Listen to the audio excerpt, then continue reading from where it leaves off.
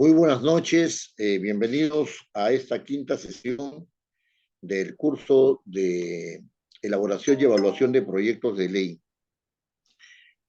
Toda esta primera parte, hasta la sesión número 4, nos hemos preocupado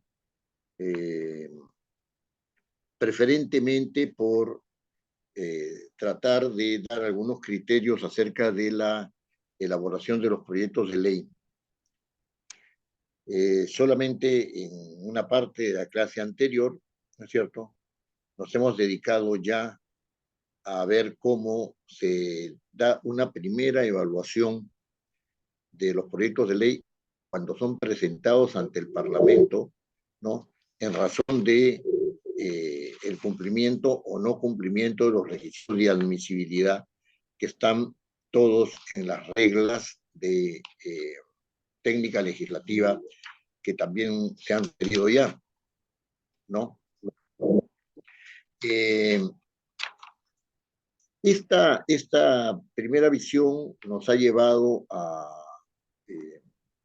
entender que los requisitos de admisibilidad deben ser exigibles por el Parlamento, ¿no?, y sancionables, en el sentido de que el incumplimiento da lugar a que no se pueda admitir la iniciativa, ¿no? Muy en especial cuando son requisitos que tienen que ver con el impacto normativo constitucional o que tienen que ver con el impacto social y económico que tendría la norma, que tendría la propuesta si es que se convirtiera en ley, ¿no? Ahora bien, hemos visto también que estos proyectos de ley, una vez admitidos, y hemos hablado acerca de la necesidad de una oficina que evalúe, ¿no?, estos requisitos de admisibilidad. Una vez admitidos, iban a las comisiones. En las comisiones podían darse dos casos, ¿no? El caso de que se aprobara o no se, de que se admitiera o no se admitiera, ¿no?, el proyecto que ha sido presentado. También dijimos que podía darse el caso de que se exceptuara del trámite de comisiones, ¿no? Y hemos sugerido que la exceptuación del trámite de comisiones antes de enviarlo, ¿no es cierto?, a comisiones o antes de que se aprobara el dictamen en la comisión, ¿no?, sea determinado por el Pleno del Congreso y no como se hace ahora por la Junta de Portavoces.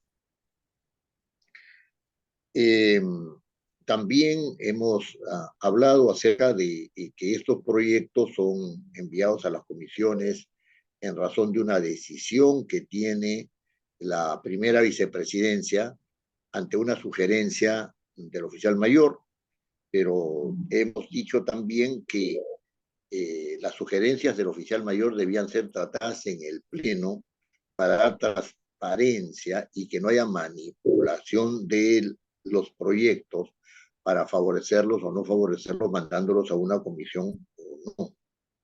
Eso no debe depender de una persona, y la propuesta del oficial mayor se hace ante la mesa directiva y la mesa directiva lo coloca en comisión, en el Pleno del Congreso, y el Pleno del Congreso, el Pleno de la Cámara de Diputados, perdón, y el Pleno de la Cámara de Diputados dice: estoy de acuerdo con que vaya a esas comisiones o no estoy de acuerdo con que vaya a esas comisiones. Claro, cuando uno habla de estos temas de elaboración de proyectos y de la evaluación de los proyectos, toca también órganos, ¿no?, las competencias de los órganos. Muy bien. En comisiones, suponiendo que se haya admitido el proyecto, la comisión puede entrar ya a la evaluación misma del proyecto para elaborar un predictamen, y después en la comisión misma, ¿no es cierto?, conformada por los diputados correspondientes, establecer si es que están de acuerdo o no con ese predictamen que ha elaborado la asesoría de la comisión.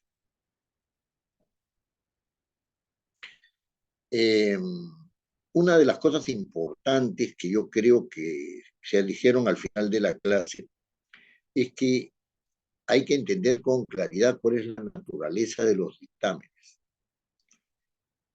Y desde mi punto de vista, los dictámenes son opiniones que tienen las comisiones respecto de los proyectos de ley y tienen diversos criterios para opinar y para concluir si el proyecto, si recomiendan la aprobación tal como vino, si recomiendan la aprobación con modificaciones o si recomiendan enviarlo al archivo.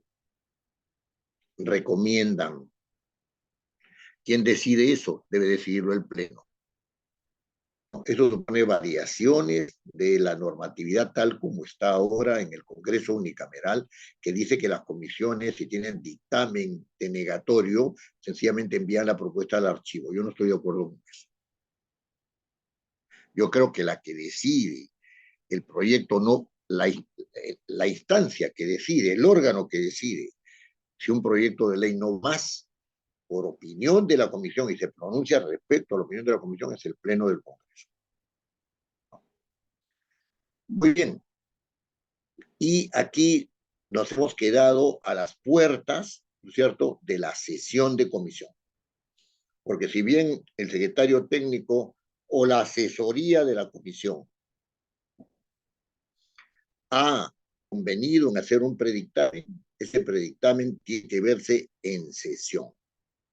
El día de hoy vamos a ver dos momentos, ¿no?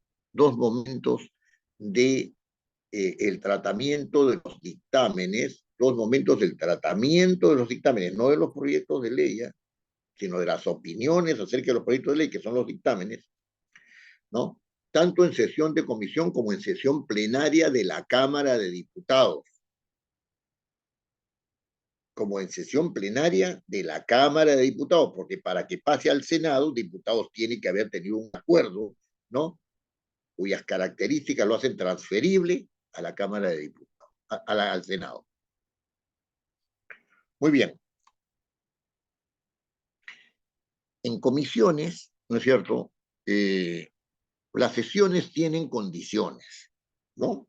Como todas las sesiones tienen condiciones, pero en comisiones, toda la normatividad acerca de cómo se deben llevar a cabo las reuniones, estas sesiones de las reuniones de comisión, ¿no?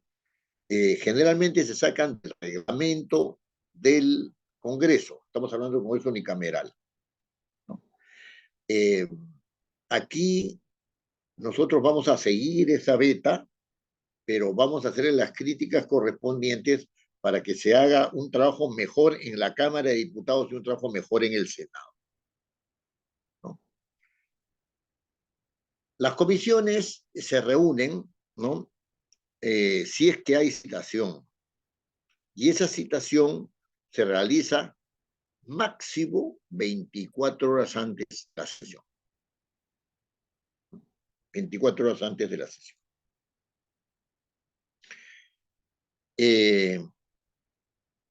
Esta primera norma, ¿no?, esta primera norma de este espacio, supone que la agenda ya ha sido elaborada, porque en la citación tiene que estar el destinatario, ¿no es cierto?, ¿no? Bueno, se entiende quién es el destinador, ¿no es cierto?, que es el presidente de la comisión. El destinatario, que son congresistas que pertenecen a la comisión, tiene que estar la agenda. Bueno, tiene que estar el día y la hora, y después tiene que estar la agenda, ¿no? La agenda. Entonces, allí también tiene que especificarse, según cómo están las cosas ahora en el Parlamento, si la reunión es presencial, semipresencial o virtual. ¿No? Y sobre estos aspectos quiero hacer yo unas reflexiones en este inicio de esta reunión, ¿no? Hacer una citación con 24 horas de anticipación para ver 4 o 5 o 6 proyectos de ley es un absurdo. porque no da tiempo para que se puedan estudiar estos proyectos, ya sea por los grupos parlamentarios que les interese estudiarlos, ya sea por los congresistas que son miembros de la comisión. Es imposible, no se puede saber. Llega 24 horas antes, a las 16 horas antes, se están leyendo los proyectos, se tienen visiones superficiales al respecto, y evidentemente esto no favorece ni un buen debate ni una buena decisión. Lo segundo es, las sesiones deben ser presenciales, desde mi punto de vista, sí. Ese es el sentido que tuvo la norma que estableció que podían haber reuniones virtuales, porque la norma que dice que pueden darse reuniones virtuales por una decisión de la mesa directiva, aludía expresamente en su texto, ¿no es cierto?, a la imposibilidad material de la reunión de los congresistas físicamente. Y esas son condiciones excepcionales, según la propia norma. Las reuniones semipresenciales son una modalidad adoptada fuera de la norma, porque en la norma en ningún momento dice que pueden haber reuniones semipresenciales. No dice en la norma. Y en consecuencia, esta norma que vale para el Pleno del Congreso, ¿no es cierto?, debía aplicarse solamente para casos estrictamente excepcionales y que hicieran imposible la reunión de los diputados o de los senadores en sus respectivas cámaras. Entonces, si ha habido un terremoto de magnitud 8, 9, etcétera, que requiere de un tiempo para evaluar los daños y para hacer las acciones que sean, porque además está en una declaratoria de emergencia, etcétera, etcétera, evidentemente el Parlamento no se va a poder reunir. Entonces pueden haber reuniones virtuales o no pueden haber reuniones. Pero si estamos en condiciones regulares como las que estamos ahora, un congresista no puede, ¿cierto?, decir que está en la playa y que de allí se va porque está en Tumbes. No puede, ¿no? Y el otro, porque le salió un plancito, porque así son las cosas, ¿no es cierto? Porque así son las cosas, ¿no? Las faldas jalan, ¿no? Se queda en Junín, ¿no? Y en Junín resulta que prende su computadora, dice que está presente, después no pone una imagen, sino pone una simulación ahí de pantalla, apaga el audio y se dedica a hacer lo que el amor en ese momento le inspira. Esas cosas pasan, ¿no? Entonces, allí, eh, eh, esto que parece anecdótico tiene una incidencia. Se da cuenta que van a votar y entonces dice sí, no, a veces se abstiene porque no entiende de qué se está hablando, o si no, ha venido la consigna del grupo parlamentario y ya sabe cómo tiene que votar, pero no se ha enterado de nada. Pero hay otra cosa mucho más interesante que tiene que ver con algo que me dijo alguna vez eh, un, uno de los secretarios técnicos más brillantes que ha tenido el Parlamento. Apenas me acuerdo de su nombre, se lo voy a decir. Él me dijo, la virtualidad está impidiendo el consenso grupal y está impidiendo el consenso al interior de los órganos de decisión política en el Parlamento. No es lo mismo que reunirse por Zoom que reunirse presencialmente. No es lo mismo.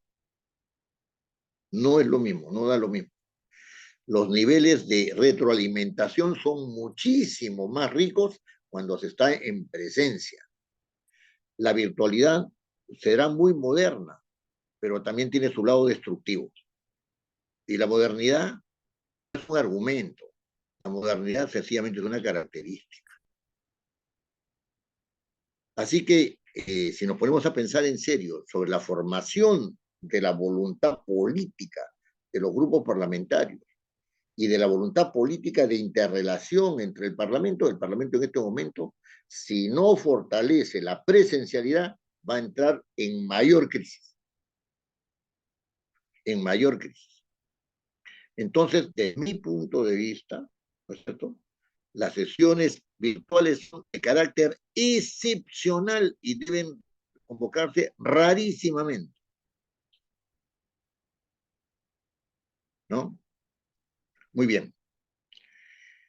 Aquí hay dos cosas que desregular o volver a regular. La primera es, no es posible tratar temas con seriedad, sino con una anterioridad de una semana.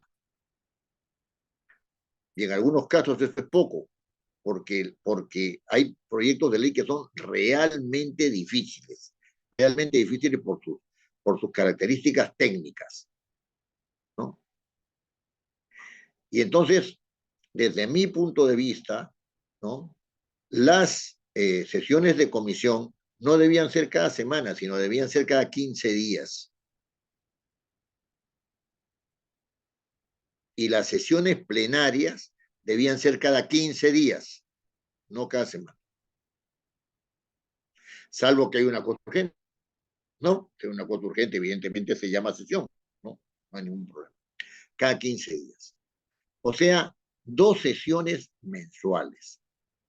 Y el trabajo en comisiones debe ser intenso, porque las opiniones que dan los señores congresistas al Pleno tienen que ser opiniones claramente fundamentadas.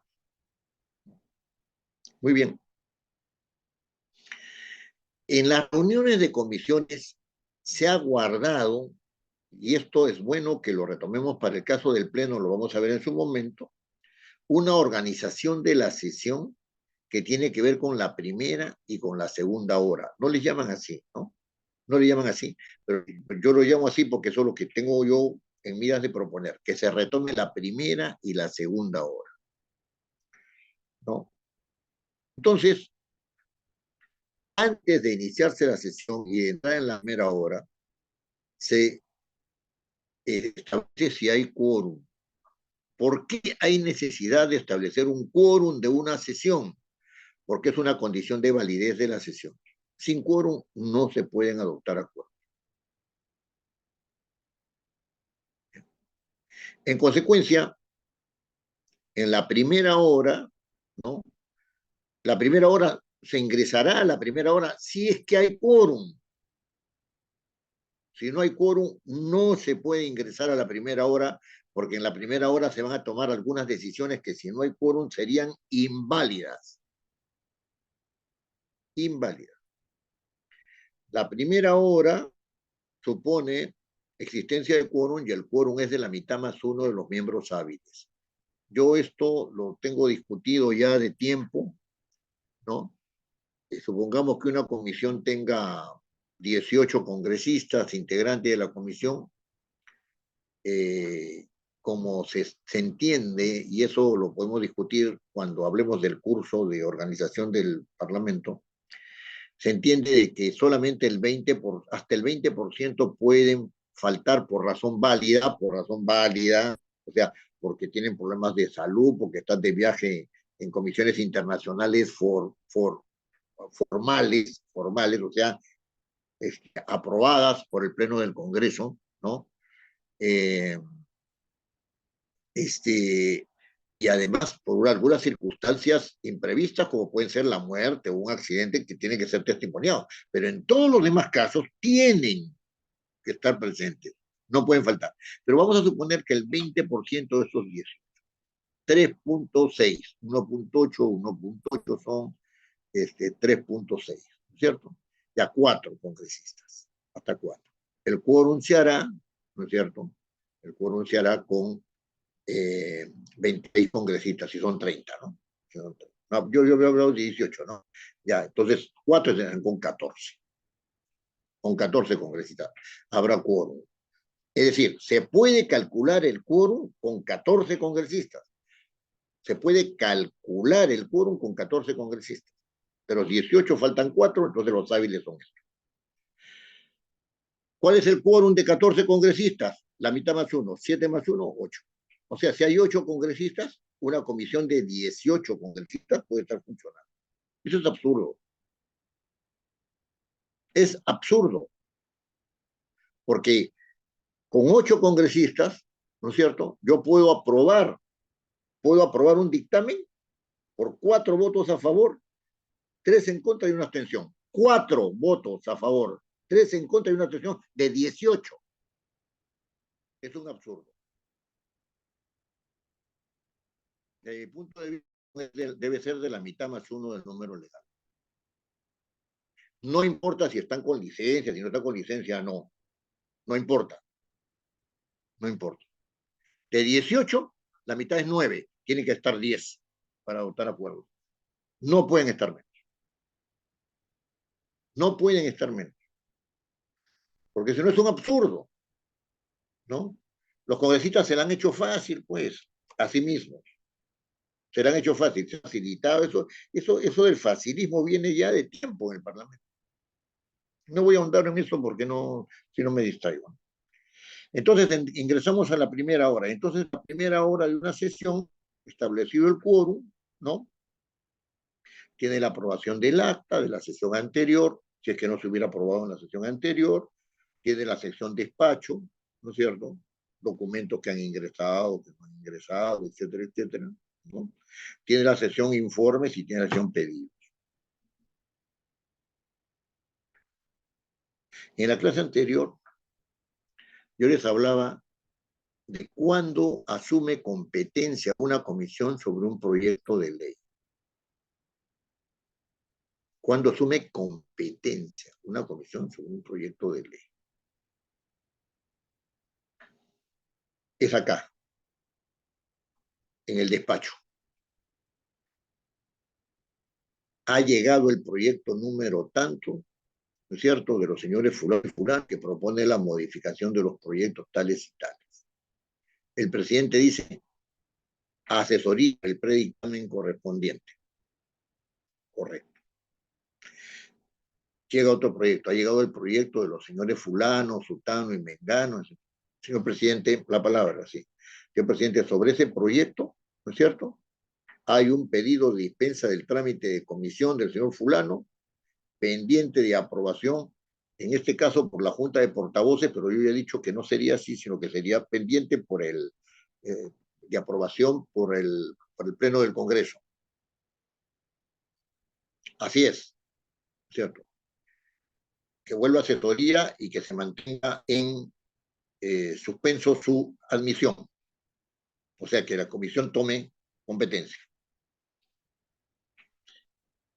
En ese momento, ¿no es cierto? En ese momento, la comisión asume competencia. Vamos a suponer, ¿no?, que han enviado un proyecto de ley y el presidente dijo a asesoría de la comisión para que proyecte el predictamen correspondiente. Y resulta que después que el presidente ha hecho eso, al día siguiente presentan ante la mesa directiva un pedido para exonerar el trámite de comisiones, o ante la Junta de Portavoces actualmente, ¿no?, para exonerar el trámite de comisiones. El presidente no sabía y nadie podía saberlo. Entonces, en la siguiente sesión, ¿no es cierto?, se dice, se ha presentado un pedido antes, entonces queda en suspenso la admisión. Está presentado, pero queda en suspenso la admisión.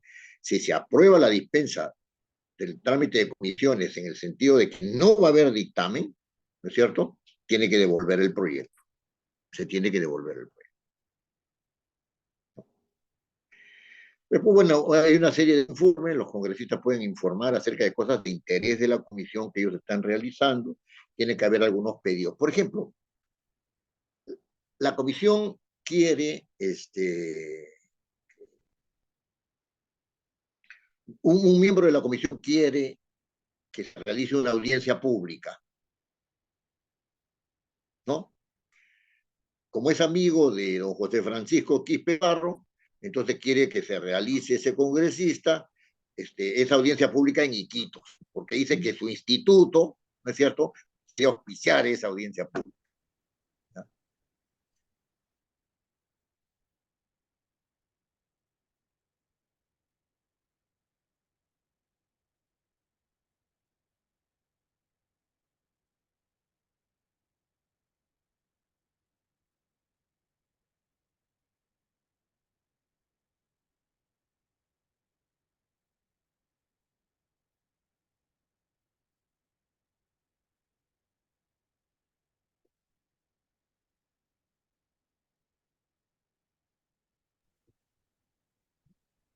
Ya congelado.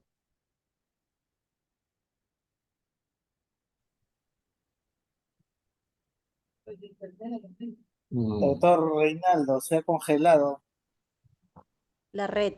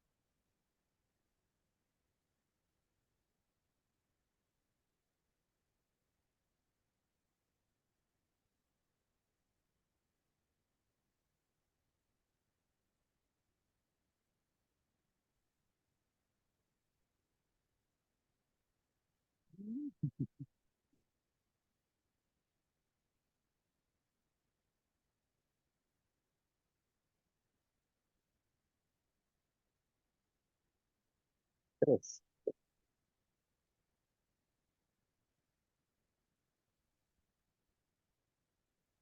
Aló.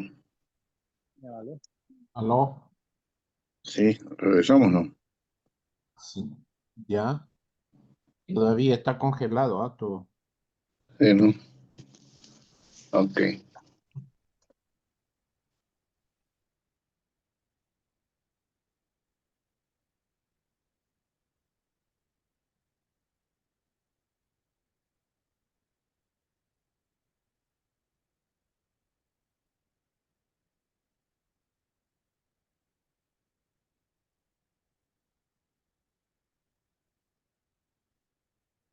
Se cayó el internet. Felizmente ya ha sido por pocos momentos. Ya, Me están escuchando bien, ¿verdad? sí, ahora sí. Perfecto, gracias. Gracias. Bueno, entonces habíamos pasado la segunda hora de comisiones, ¿no? Esta segunda hora de comisiones, ¿no? La segunda hora de comisiones es la que tiene que ver con con el tratamiento de los diversos predictámenes, ¿no? ¿Pueden verse algunas otras cosas? Sí, las que en primera hora el presidente, bajo su criterio o a pedido de algún congresista que el presidente considere pertinente, pasan a la orden del día. Pero básicamente tiene que verse con los predictámenes. Y aquí empieza lo que se llama propiamente el debate al interior de comisiones. Esa es la característica distintiva de la segunda hora, ¿no es cierto?, que se llama también orden del día, ¿no?, que distingue a esta instancia de la primera hora, porque en la primera hora no hay debate. No hay debate. Muy bien. Estamos hablando entonces de un debate que constituye una evaluación política de los proyectos de ley. Si quieren llamarle técnico-política de los proyectos de ley. Esta evaluación técnico-política la pueden realizar solo los integrantes de la comisión, nadie más. Cuando se invita a alguien, se le invita en calidad de tutor, ¿no es cierto? Pero no se entiende que no hay debate con la persona llamada, porque tiene una misión ilustrativa, tiene una misión ilustrativa, no tiene una misión, ¿no es cierto?, que tenga que ver con su posición respecto a la decisión que va a tomar la comisión. Ahora bien, cuando el predictamen se presenta, generalmente ahora último, ¿no es cierto?, lo está presentando el secretario técnico. Sin embargo, según tengo entendido, este no es el temperamento propio de la gran mayoría de las comisiones, ¿no? Porque es el presidente que pone a debate ese predictamen y quien lo sustenta es un congresista que le interesa, ¿no es cierto?, que le interesa que se apruebe este predictamen. Sin embargo, muchas veces a ese predictamen le da lectura el secretario técnico. Y como se entiende que se ha repartido entre todos los miembros de la comisión, porque ha ido junto con la agenda, ¿no es cierto?, ¿no? Entonces, se entiende que todos ellos están enterados de qué se va a debatir, de qué proyecto se trata, y en consecuencia, lo que hace el secretario técnico es una mera lectura de un predictamen que él ha elaborado o del cual él se ha hecho cargo, aun cuando lo hayan elaborado en equipo, ¿no es cierto?, al interior de la comisión.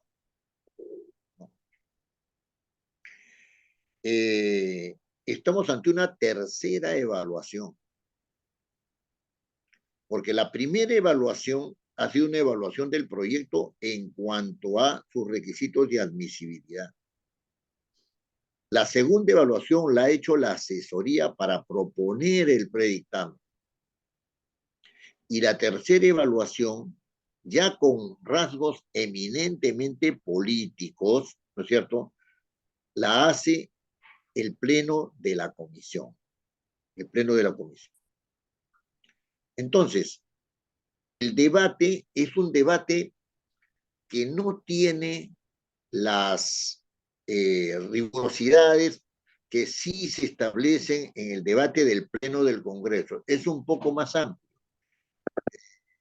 Si en el Pleno del Congreso se da 5 minutos a un congresista, ahí puede hablar 5, 10 o lo que fuera necesario, lo que se estime necesario. Eso queda mucho al criterio del presidente, ¿no? También el presidente puede decir, bueno, ya han participado todos, yo doy por agotado el debate, es lo que se llama la guillotina. Y si nadie se opone, sencillamente se da por agotado el debate, ¿no es cierto? Porque el presidente lo ha dicho, porque el presidente de la comisión lo ha dicho, ¿no? En el mismo pleno de la comisión, ¿no es cierto? Puede cambiar la agenda a pedido de algún congresista, ¿no es cierto? Puede cambiar la agenda, ¿no? Y entonces eso va a voto de la comisión y listo, se cambia la agenda y un tema pasa a ser primero y los demás quedan rezagados, ¿no es cierto? ¿No? Entonces, hay bastante flexibilidad. Además, por una pérdida de la solemnidad de los actos de las comisiones, pueden venir los ministros, yo no sé por qué los llaman, porque francamente no entiendo para qué los llaman a las comisiones, ¿no? Para debatir acerca de algunos proyectos de ley, ¿no? Porque los ministros pueden dar una opinión y pueden mandar para eso a un especialista también del ministerio, porque no va a pasar nada si el ministro comete un error, hace un desliz o no puede sustentar algo, sencillamente sale de la comisión. En el pleno no, en el pleno no pueden censurar, ¿no? Entonces, pero en todo caso sí, se da una participación del ministro, en este caso, por un mandato también del reglamento, que yo creo que es excesivo, ¿no? Porque ahí se debilita la función de control político del Parlamento, pero puede acudir. También se citan algunos especialistas para que den sus opiniones, ¿no? En las comisiones. En estos casos, el Parlamento ha, ¿no es cierto?, la visión de lo que se llama la solemnidad de las sesiones parlamentarias. Alguien que no es miembro de una comisión no está en las mismas condiciones que un congresista elegido por el pueblo. No está. Por lo tanto, las reuniones con personas externas al Parlamento tienen que realizarse con los congresistas y con los que pero son reuniones en las cuales los especialistas pueden tomar, pueden verter opinión, y una vez que han vertido opinión se van a su casa, se van a las casas, ¿no es cierto? Y los congresistas, en razón de esas opiniones, de las cuales evidentemente tienen que dejar algo escrito, porque eso sería lo serio, tomarán una decisión o no tomarán otra. Pero no se pueden poner a discutir con ellos. Porque decisiones de los congresistas no pueden ser puestas en entredicho por que no sea un par. No pueden. Fuera de la sesión puede decirse lo que quiera. Fuera, pero en la sesión misma no se puede. Entonces, ahí hay que recuperar también esa visión, ¿no es cierto?, de que estamos no solamente ante un acto formal, sino que estamos con un acto que requiere de la apreciación de una cierta solemnidad, ¿no? Una cierta solemnidad, ¿no? Muy bien. El debate del predictamen puede contemplar criterios que están relacionados con lo establecido por la asesoría, ¿no es cierto? Pero también puede implicar criterios de discrepancia con lo que ha planteado la asesoría, ¿no? Y además con criterios no existentes y que no son competencia de la asesoría, como son los criterios políticos, ¿no?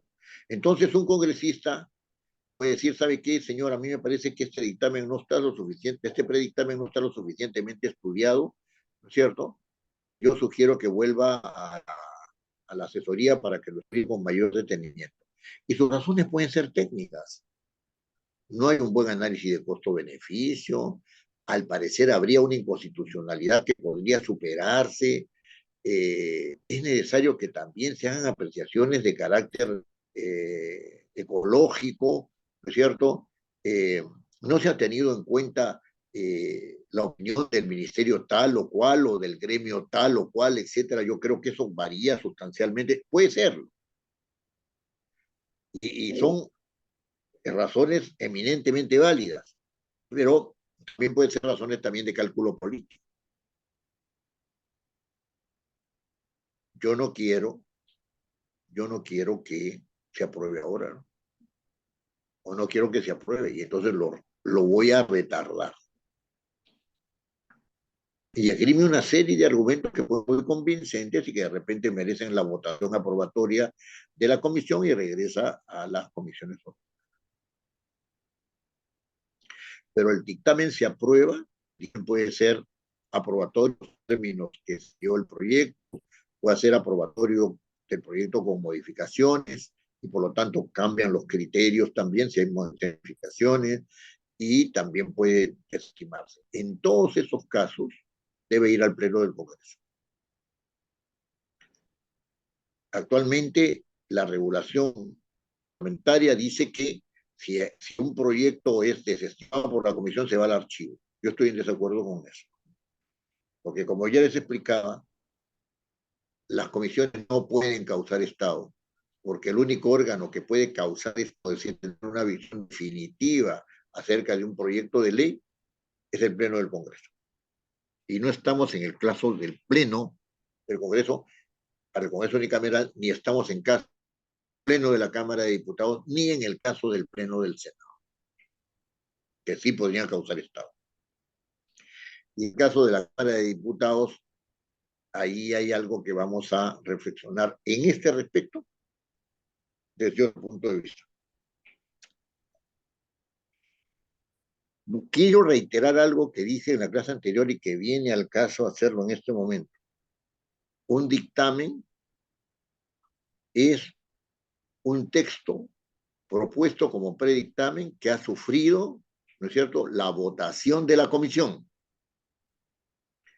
Mientras no haya votación de la comisión, no importa en qué sentido, no hay dictamen, sencillamente hay predictamen. Y si no hay dictamen, no puede pasar a otra instancia del procedimiento. No puede.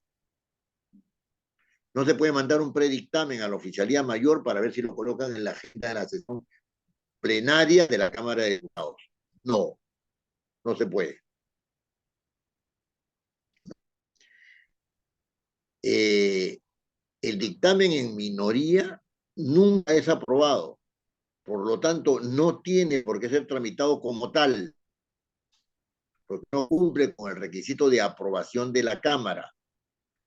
La Cámara aprueba un dictamen en mayoría en base a la regla básica de la democracia. La regla básica de la democracia es que los acuerdos se adoptan por mayoría. Esa es la regla básica de la democracia. Si no estamos de acuerdo con eso, entonces cambiemos esa regla, ¿no es cierto? Pero mientras esa regla existe, tiene que ser respetada. No. Se logró la votación, ¿no es cierto? Se redactó el dictamen, ¿no? Y el dictamen tiene que ser firmado. La firma del dictamen, ¿no es cierto?, reviste características especiales. Si es un dictamen por unanimidad, que dicen por unanimidad, tiene que estar firmado por todos los integrantes de la comisión que están hábiles para esa sesión.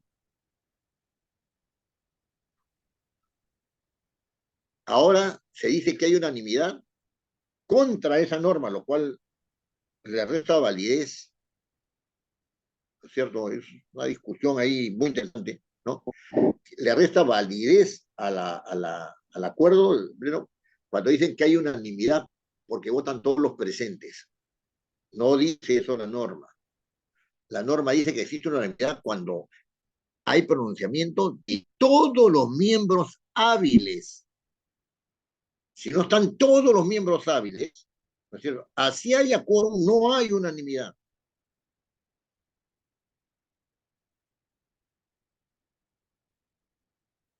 Tengo 18 integrantes de una comisión.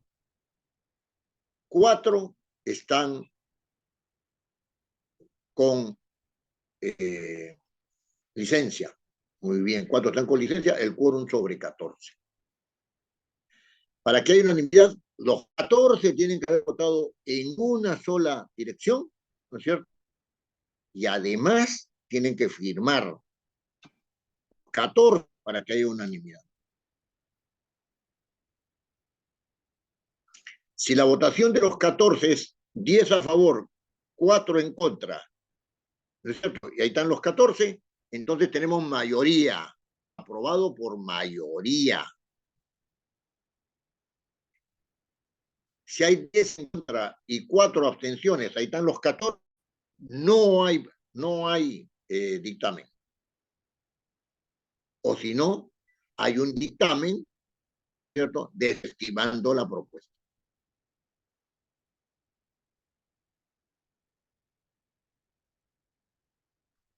Eso tiene que estar bien claro, ¿no es cierto? Entonces, las firmas del total de miembros hábiles harán que haya unanimidad. Ahora es la firma del total de miembros presentes al momento de la... Muy bien. Yo no estoy de acuerdo con eso, pero así está funcionando el asunto, ¿no? Y después habrá mayoría cuando la mayoría de los presentes, eso consta en el acta. Y en el acta, entonces firman todos los que tienen, todos los que aprueban. Ya la firmó el presidente, ya la firmó el secretario, que son los que tienen que firmar el acta, ¿cierto? Entonces todos los demás tienen que firmar. Entonces hay un trámite de firmas. Pregunta. ¿Qué pasa si no todos los que votaron en un sentido determinado, a favor o en contra, ¿no es cierto?, pero mayoritariamente, ¿no es cierto?, no son todos los que firman? La pregunta acá inmediatamente dice, si los que quedan son más que el quórum que se requiere, entonces no hay problema, procedemos. Si son menos del quórum que se requiere, entonces está habilitada la comisión para enviar eso al Pleno del Congreso. Otra pregunta. Son cosas que tienen que resolverse en el reglamento, ¿ah? Son otra pregunta.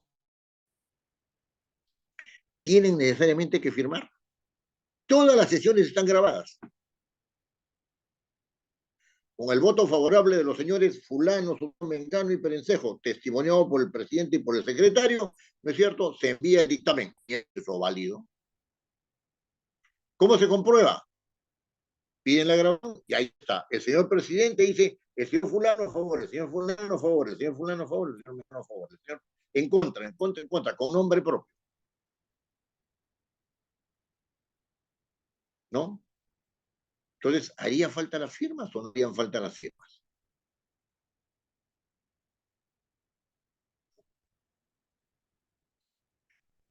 Fíjense, hay otro asunto también importante acá. Para dejar sin efecto un dictamen, ¿cierto?, algunos congresistas retiran su firma del dictamen. Lo han firmado, pero retiran la firma. ¿Pueden retirar la firma sin estar en acto informal? Cuando han firmado dando fe de un acto formal.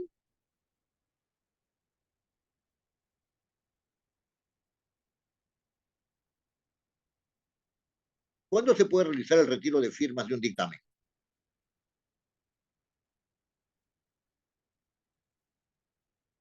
¿No? Es otro asunto que tiene que estar claro también para que el procedimiento tenga una consistencia y que los congresistas no digan, bueno, firmo ahora, quedo bien con todo el mundo, pero después agarro y retiro mi firma. No hay problema.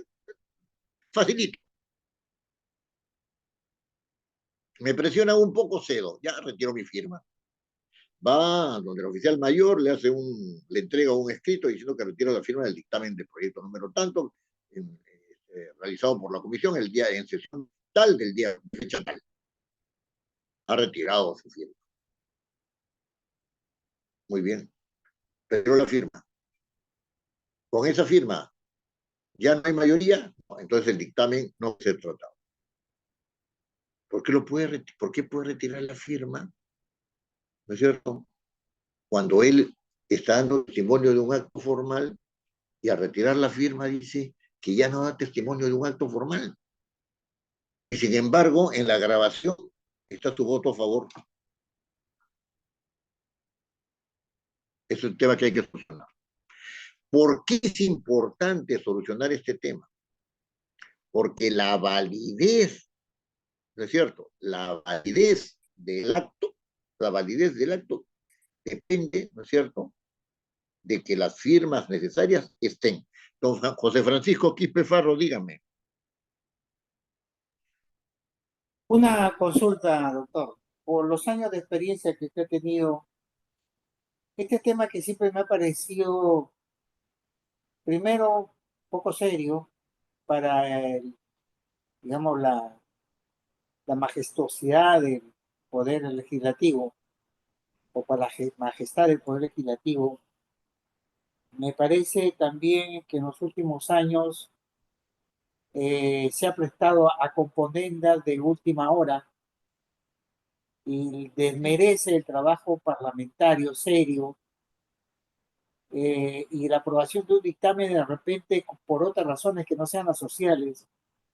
Siempre ha existido el retiro de firmas en el reglamento, no está, digamos, prohibido después de haberse hecho un acto, un arduo debate, un ardoroso debate y haber sostenido que se debe aprobar el dictamen para que a la vuelta de 2 semanas todo el parlamentario de repente más que ha sido más ardoroso en la defensa diga retiro mi firma. Claro, si uno revisa el reglamento del Congreso, no encuentra ninguna norma a ese respecto. Interesante, ¿no? ¿Por qué no hay una norma a ese respecto? ¿No? Y mire, yo tengo la impresión de que los congresistas se han estado haciendo la vida fácil cada vez más. Antes, ¿no es cierto? Antes las licencias eran restringidas. No se daba licencia así nomás, ¿no? Después, vamos a plantear la reconsideración. Ah, no la puedes hacer, no la puedes hacer. Si es que no la haces inmediatamente, y tampoco la puedes hacer si es que ya se ejecutó el acuerdo. ¿Y dónde dice eso?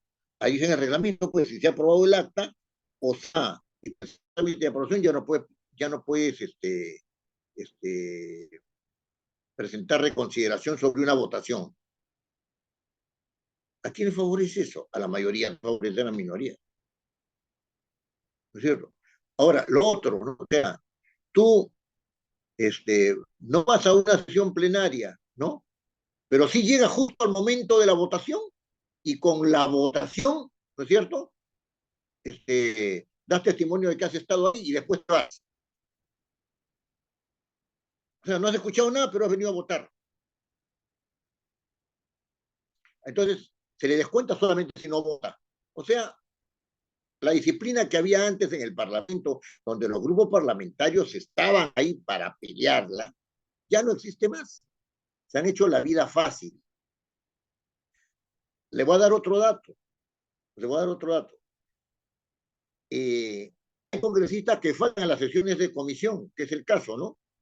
Después que ha terminado la sesión, ¿no es cierto? O mientras se está realizando la sesión, envían a su asesor, ¿no es cierto?, con una carta firmada por ese asesor a nombre de ellos, diciéndole que no pueden venir porque se encuentran en tal sitio o porque están mal de salud.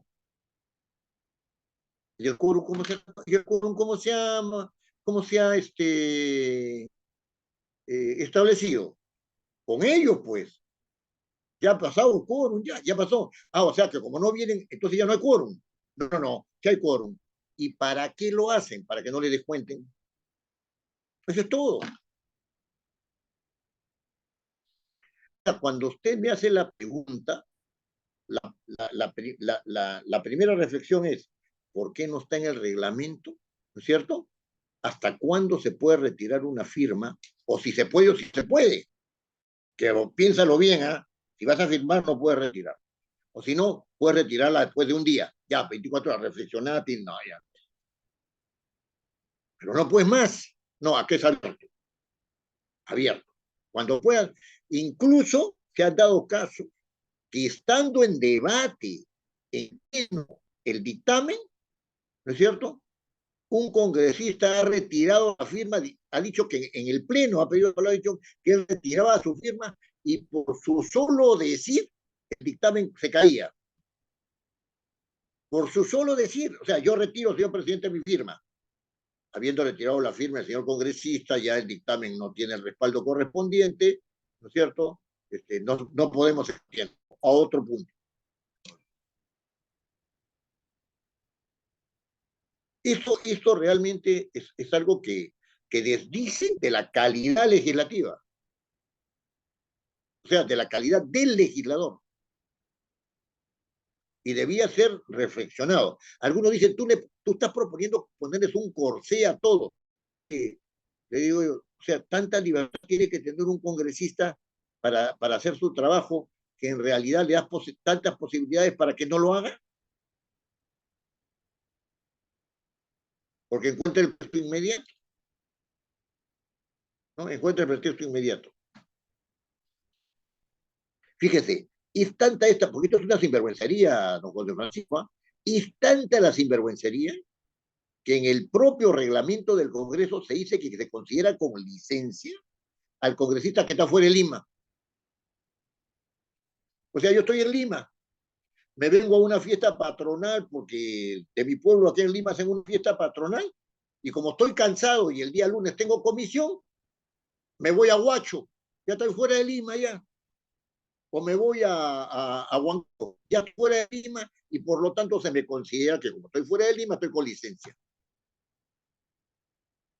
O sea, ¿de qué estamos hablando? ¿De qué estamos hablando? O sea, la sinvergüencería tiene sus canales legales. ¿Se da cuenta de lo que le quiero decir, no? Sí, dígame. O sea, bueno, hay cosas que se han considerado agravados, no solamente en el Congreso, sino en toda la estructura del Estado peruano, a partir de la pandemia. Ha habido, si bien es cierto, algunos aspectos positivos para darnos cuenta de cuánto el Perú está como Estado frente a otros países en el tema del desarrollo, de la cobertura de su virtualidad, pero también falta reglamentar el timo sobre particular, porque no es solamente estar fuera de Lima. Si en el reglamento no se estipula que la virtualidad debería hacerse dentro de la jurisdicción de la capital de la República, donde está la sede, donde debe estar el legislador, o tampoco especifica si se considera la virtualidad fuera de la capital donde está la sede legislativo, porque también podría hacerse fuera del país, ¿no? Y no pasa nada, ¿no? O sea, mire, acá yo le digo esto porque cuando era consejero regional, he visto, por ejemplo, que usted cruza el Amazonas y ya está en Leticia, ¿no? Está fuera del país, Sí, pues. pero está asistiendo a la sesión de consejo regional, que la virtualidad todavía no ha sido, no precisa este tipo de escenario, ¿no? Semánticamente creo que hay un vacío hasta el día de hoy. Definitivamente, definitivamente. Por eso es que mientras se estudia ese vacío, hay que restringir la excepcionalidad. O sea, mejor dicho, restringir la virtualidad y hacerla excepcional para casos solamente eh, de imposibilidad material de reunión del Congreso en un lugar determinado, ¿no? Este, hay, hay, este, hay un caso muy interesante de una congresista que se fue por 6 meses a Estados Unidos, ¿no? Había pedido licencia, ¿no? Y cada vez que se le vencía la licencia, pedía otra licencia, pedía otra licencia. Según tengo entendido, se le dieron hasta 4 licencias hasta que la quinta se la negaron, ¿no? Ya por una presión. La señora decía que estaba con licencia sin goce de haber. Bueno, está bien, pues, es tu opción tener una licencia sin goce de haber. Pero estaba en el extranjero, fuera de la jurisdicción, uno.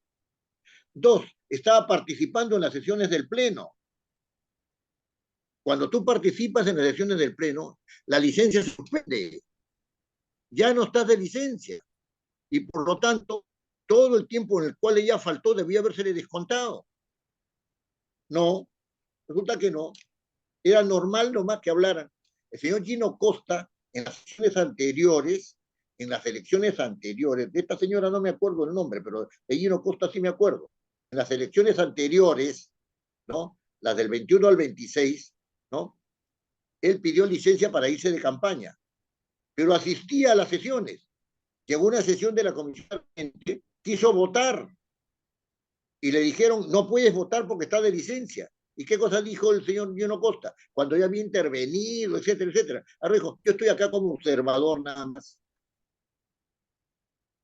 ¿Para qué? Para librarse de que le levantaran la licencia y que, por tanto, todo el tiempo que levantara la licencia, todo el tiempo que él estuviera, ¿no es cierto?, se le computara como presente, o si no viniera, para que se le computara como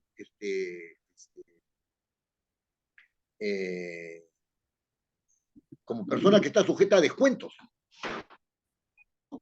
O sea, son manejos, vivezas que están dentro de los límites de las normas, ¿no? Que los congresistas aprovechan y ellos han tratado de hacérsela fácil. La misma semana de representación no debe existir. No debe existir la semana de representación. Las sesiones de comisiones deben ser cada 15 días. Y en esos 15 días, ¿no es cierto? Tú puedes irte a tu pueblo, etcétera, hacer lo que quieras, traer las cosas que quieras, pero nada de semana de representación, gastos especiales, nada. No debe haber. O sea, se trabaja tres semanas al mes. ¿No? Muy bien. Bueno, la idea es esta, ¿no? Que las comisiones, el trabajo en comisiones, ¿no? Sufre un debate donde estoy recapitulando un poquito la parte final para insertarme de nuevo en lo que viene, ¿no? Hay un debate que puede producir la aprobación del dictamen, ¿no es cierto?, ya sea favorable o desfavorable, ¿no?, que puede producirlo en sus mismos términos, en los términos que viene el proyecto, o puede producirse en los términos que la comisión considere, o sea, con modificaciones, o puede desestimar la propuesta. En todos casos se aprueba dictamen, ¿no? Se aprueba dictamen, en todos los casos. Y desde mi punto de vista, cualquier dictamen en cualquiera de estas modalidades tiene que ir al Pleno, ¿no? Desde mi punto de vista, no existe el dictamen en minoría. Y el dictamen en minoría es una opinión que tiene la minoría, pero que no está formalizada y que la pueden hacer valer, en el Pleno del Congreso. En cuanto a las firmas, ¿no es cierto? Ya hemos dicho, ¿no?, todas estas variables que pueden haber, ¿no?, estas variables que pueden haber para que el dictamen tenga validez, ¿cierto? Y allí hemos cuestionado, pues, el tratamiento de retiro de firmas como si fuera, pues, no importa, yo lo retiro después de una semana, 2 semanas. Por último, después de un mes, que si el dictamen está ahí para que se caiga y regrese todo dentro de un juego de cálculos políticos. Bueno, pero sucede que el dictamen se ha aprobado, está muy bien, está ya regulado, está aprobado según la norma, perdón, está aprobado según la norma. Entonces el presidente de la comisión es un oficio y lo dirige, ¿no?, pidiendo que diciendo que se ha aprobado el dictamen y pidiendo que se le inserte en la orden del día. Pero pues en la orden del día, esta orden del día actualmente pasa al Consejo Directivo. El Consejo Directivo de ese orden del día coge una serie de proyectos, ¿no es cierto?, de común acuerdo con todos sus integrantes, y establece la agenda de la sesión, la siguiente sesión plenaria, ¿no? Muy bien.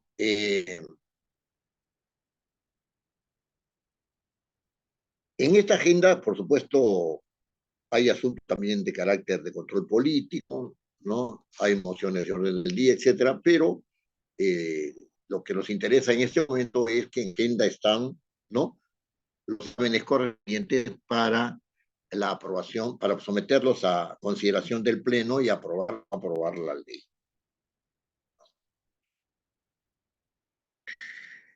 En la Cámara de Diputados, ¿no?, desde el punto de vista, la agenda, al igual que en el Senado, la tiene que hacer la mesa directiva del Congreso. No tiene por qué hacerla el Consejo Ejecutivo. El Consejo Ejecutivo no debe existir. Y la Junta de Portavoces tampoco,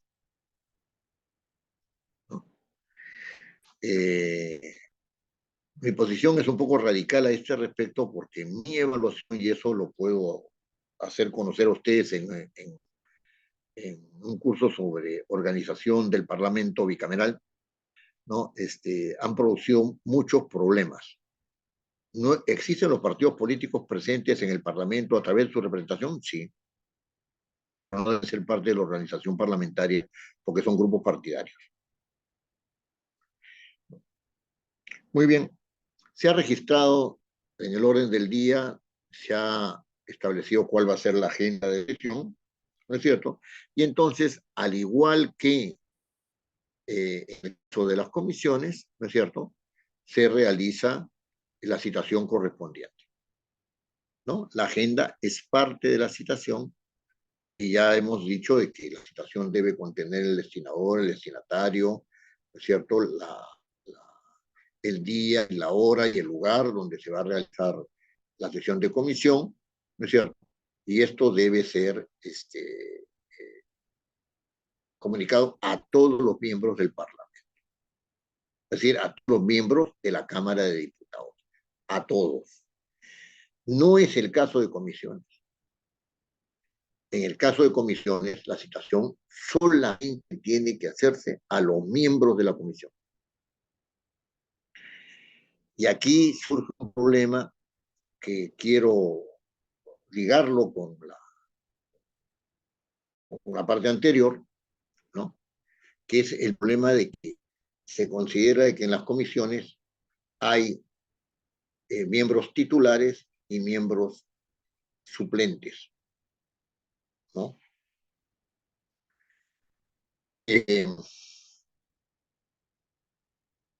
Cuando se habla de esto en el reglamento del Congreso actual, en el unicameral, se dice que los suplentes sustituyen a los titulares en ausencia. No hay más regulación que eso, no hay más. No se dice quién es suplente o accesitario, ¿no es cierto?, del otro, ¿no? No se dice cuándo es que se puede dar esa sustitución, solamente se dice la ausencia, ¿no? Y claro, el señor se ausenta por 10 minutos porque tiene que ir al baño, ¿no? Y como está el secretario allí y hay una votación, entonces entra el secretario y vota, y después de los 10 minutos regresa. Puede ser que el secretario o el suplente esté toda la sesión. Puede ser que el secretario esté cuando está el titular. Y si el titular no puede invocar su condición de accesitario y por lo tanto no puede votar. Puede hacer uso de la palabra, pero no puede votar. No, hay una falta de regulación. La pregunta que yo me hago respecto de este tema, y de nuevo en las comisiones, es si deben haber accesitarios o no. Yo no recuerdo que hayan habido accesitarios en el Parlamento Federal anterior a 1992 para las comisiones, ni para nada. Los únicos accesitarios que habían eran los que estaban en el Jurado Nacional de Elecciones esperando que se produjera una causal de vacancia en el cargo. Si se moría, si quedaba de por vida para ejercer la función, si lo destruían a un por mandato del artículo 100 de la Constitución y decían que estaba inhabilitado para la función pública, todas esas causales de vacancias se producían, entonces entraba un asesitario, ¿cierto? Una elección. Pero un asesitario, porque no puedes ir a una comisión, eso no existía.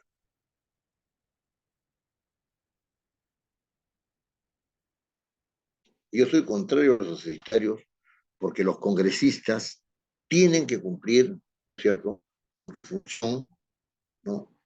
En el estatuto del servicio de los congresistas está como una obligación asistir a las sesiones de comisión, de las cuales forman parte. Ustedes me pueden decir, sí, pero algunos forman parte de 5 comisiones, entonces no pueden estar en todas, entonces mandan a su secretario. Es que un congresista no tiene por qué estar en 5 comisiones. El reglamento del Congreso, del Senado y de la Cámara de Diputados debe estipular que un congresista no puede pertenecer a más de 2 comisiones. Es imposible que haya un trabajo serio si es que un congresista pertenece a más de 2 comisiones. No puede pertenecer a 2 comisiones y a una tercera cualquier tipo de comisión que sea.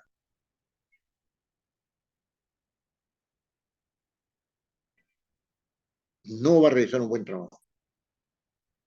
Un congresista serio va a terminar con su menage metido en el arco Herrera para recuperarse del desgaste cerebral que tiene.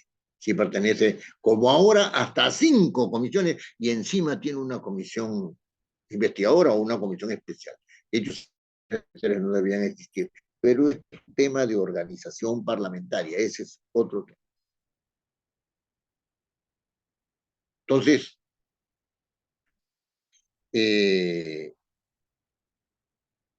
si uno distribuye bien a los congresistas en razón de las demandas de trabajo que tienen las comisiones, ¿no?, que suponen para él las comisiones, entonces no tiene por qué haber accesitario. No tiene por qué haber accesitario. Ahora volvamos al pleno de la Cámara de Diputados. Entonces, se ha citado a los congresistas y ha empezado la sesión plenaria. Fíjense, la sesión plenaria no tiene primera hora. Así como están ahora las cosas, no tiene primera hora.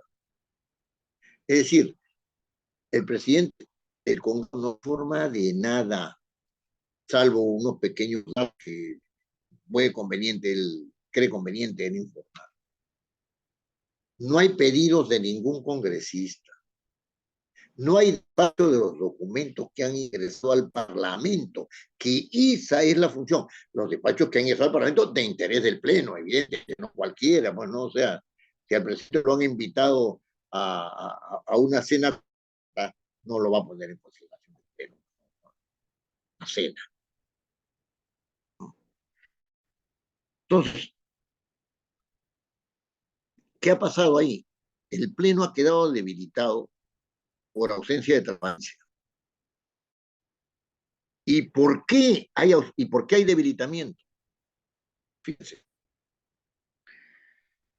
En el despacho, ¿no?, ha llegado el proyecto de ley número tanto, ¿no es cierto?, del señor congresista fulano de tal, que pide tal cosa. No sabe. Bueno, lo oficial mayor, ¿no?, y el primer vicepresidente, que es el que se encarga de enviar a comisiones. Nadie lo sabe. Entonces lo que hay que hacer es lo siguiente, ¿no? En el despacho, proyecto número tanto del señor fulano de tal y otros que proponen tal cosa. Eso es todo lo que tiene que decir. Y el presidente dice a la comisión tal o a las comisiones tales y tales. Yo soy partidario de que se vaya a una sola comisión, nada más. Tema también de organización, del Parlamento, ¿no? Entonces, ¿qué pasa? Hay 40 proyectos que han ingresado. Medio minuto por proyecto no son más de 20 minutos. Entonces, no, ya que la primera hora dure una hora ya, una hora, nada más que ha llegado el proyecto de ley tal y da la comisión tal, un congresista, un presidente, como un proyecto que tiene que ver con el va a mandar usted a la comisión de la mujer. Es una locura. Entonces, que vaya a la comisión de economía, ¿ya? Al voto, se acabó, se va a la comisión de economía. Listo, ya no va a la comisión de la mujer. Todo el mundo se ha enterado de eso. ¿A qué comisión han ido? Exceptuar del trámite de comisiones. Eso no se puede hacer la junta de portavoces, que son 8 o 9 patas. Ese es un asunto muy serio. Un acto excepcional. El 105 de la Constitución dice: no se puede tramitar ningún proyecto que haya tenido aprobación. O se aprueba un dictamen, el dictamen puede ser a favor o en contra, ¿no es cierto? ¿No? No se puede, salvo excepciones hechas en el reglamento del Congreso. ¿Dónde están las excepciones? No existen. Se toma como una excepción que el Poder Ejecutivo haya dicho: oye, esto es urgente. Allá está bien. Ya lo aceptamos del trámite de comisión. Eso es discutible, ¿eh? Pero ya, tomemos eso como un criterio. No existen más criterios. El Tribunal Constitucional ha dicho que el Parlamento tiene tiene una alta deferencia, entonces debe poder, con carácter excepcional, poder autorizar la excepción del trámite de comisiones de dictamen. Ya pues, ¿con qué criterios? ¿Con qué criterios? Con los criterios que establece el Congreso. ¿Dónde establece esos criterios? En el Pleno, pues. Entonces, el que pide la excepción del trámite de comisiones tiene que decir en razón de este y otro criterio, y el Pleno del Congreso va a decir sí, no, sí, y aprobará o no aprobará ese pedido. Pero eso no se sabe, porque ahora resulta que se aceptó el trámite de comisiones y se reúne la Junta de Portavoces, no se sabe cuándo, y lo aceptó el trámite de comisiones. Yo quisiera saber si en todos estos casos, de excepción del trámite de comisiones, el trámite de dictamen, hay un acta del Consejo, de la Junta de Portavoces, ¿no es cierto?, donde formalmente, ¿no es cierto?, está establecida esa excepción. Quiero saber. Debe haber. Pero eso, ¿quién lo tiene que determinar? El Pleno. ¿Y por qué el Pleno? Porque el Pleno es el que aprueba las leyes. ¿No es cierto? Ya.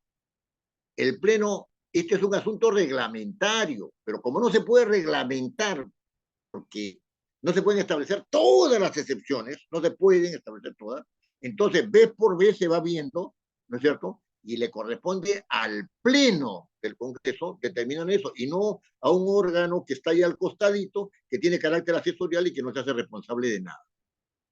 Don José Francisco, lo escucho. Sí, doctor, es un tema que como ciudadano a mí también me ha llamado durante muchos años la atención. Primero, antes de hacerle mi pregunta, la parte doctrinaria. La parte doctrinaria indica que el poder legislativo son ciudadanos electos que representan a los ciudadanos de una circunscripción territorial, en este caso el Perú. Entonces, todos los 34 millones de peruanos no pueden estar en el Congreso, pero están sus representantes. Un proyecto de ley, como he visto algunos debates, que en el Pleno entra por la puerta de atrás, creo, y dice, se secciona del debate comisiones y entra de frente al debate ya en el Pleno. Entiendo que hasta el día de hoy tampoco está reglamentado, porque entiendo que esto se está prestando últimamente a muchos lobbies obviamente no a favor de la sociedad a la cual representan los parlamentarios, sino a favor de intereses de grupo o intereses económicos. Entonces, entiendo que todavía sigue existiendo esa falencia que no parametra o no precisa qué proyecto de ley puede estar en esta excepcionalidad, Efectivamente. entendiéndose que para tal efecto, en el ámbito administrativo propio del Congreso, el que da el pase para que esto ingrese a la mesa directiva que dirige el Pleno, también se allana a este tema, porque si el oficial mayor no le da pase, obviamente tampoco llegaría a la mesa directiva. O sea, entiendo que hay que hacer un ajuste ahí, eh, porque siguen habiendo estas excepcionalidades, pero discrecionales, entiendo, hasta el día de hoy. Claro. Solamente una precisión, don José Francisco, fíjese,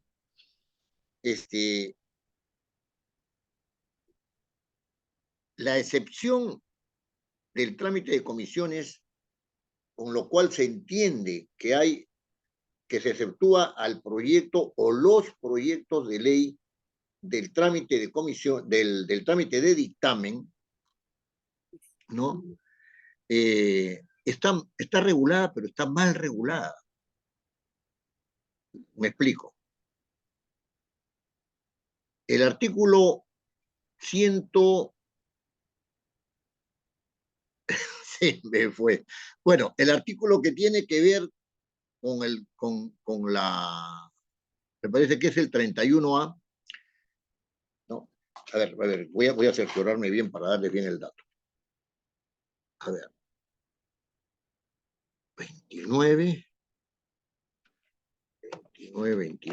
31. Sí, el artículo 31A del reglamento del Congreso establece que la Junta de Portavoces tiene competencia para realizar la exoneración del trámite de previa presentación por escrito sustentado del grupo parlamentario solicitante y con la aprobación de los 3/5, 78 votos de los miembros del Congreso allí representados, de los trámites de envío de comisiones y de prepublicación.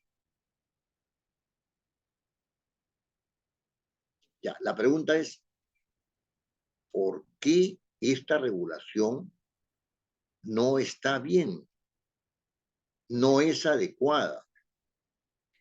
Yo diría que hasta es interesada. Yo discutía con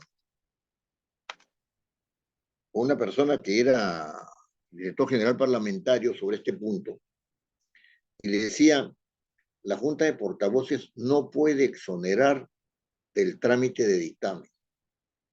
¿Por qué si el reglamento le da esa potestad? Porque el artículo 105 de la Constitución dice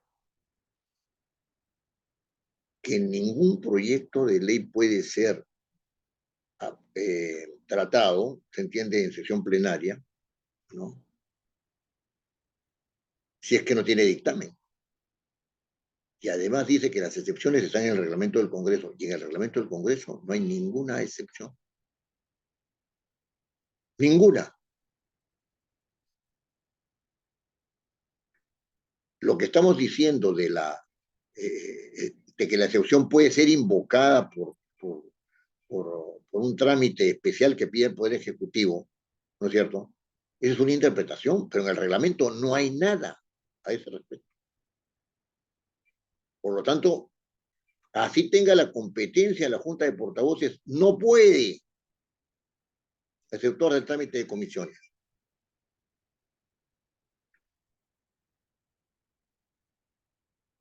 Entonces, esa regulación, ¿no es cierto?, que está en el reglamento del Congreso para poder exceptuar, no tiene fundamento constitucional.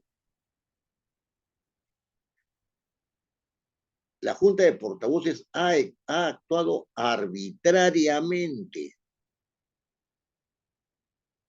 ha actuado arbitrariamente, sin sustento constitucional.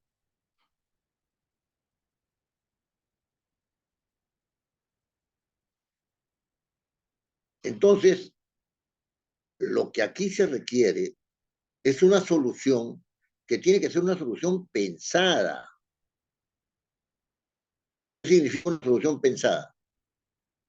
El Tribunal Constitucional ha dicho que el Parlamento tiene que poder, un momentito, Norma, un momentito, que el Parlamento tiene que poder, ¿no es cierto?, efectuar del trámite de comisión por un asunto de alta deferencia. Así lo dice. Yo no estoy inventando el término.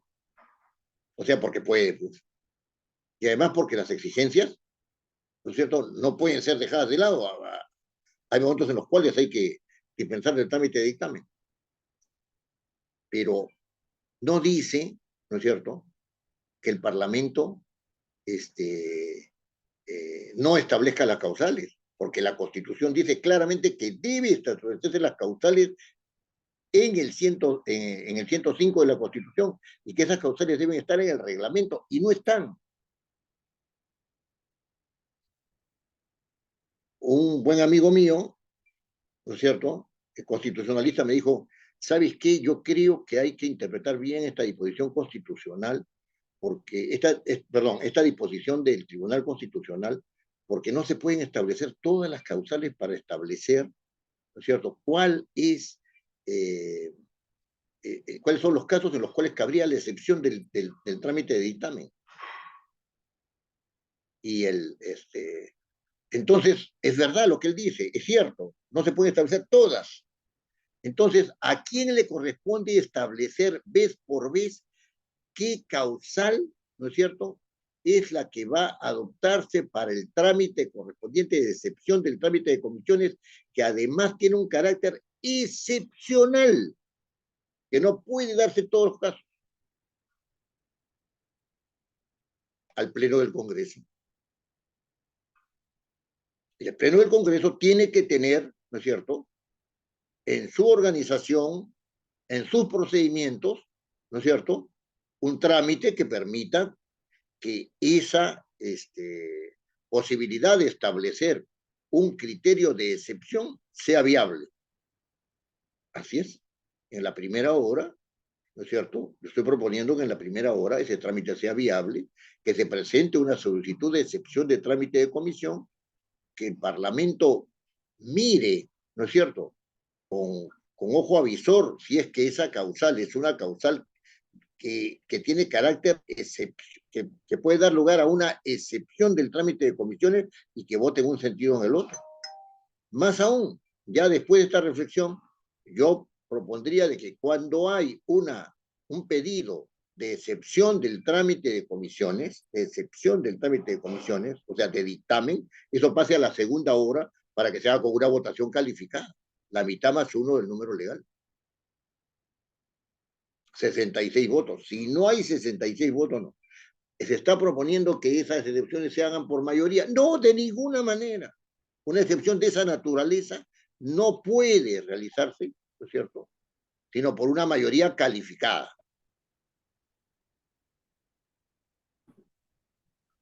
Doctor. Sí, sí, sí. Dígame. Sí, doctor. O sea,